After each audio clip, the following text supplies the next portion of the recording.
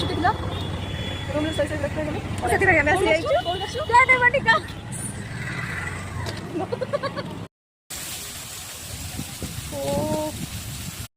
तो अब हम जंगल सफारी को एंजॉय करते हुए आइए मेरे साथ। तो हम लोग जा रहे हैं अभी घूमने। ये हाय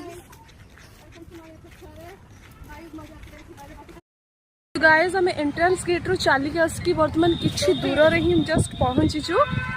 एमती किसी हमको जगह बाटिका देखा मिलला देखंतु गाइस केते बड़ फीस ता एक्चुअली हम पखड़ा नहीं आसले ना एइडा को पक्का पढ़ाई देता सेटा देखि पारुवे।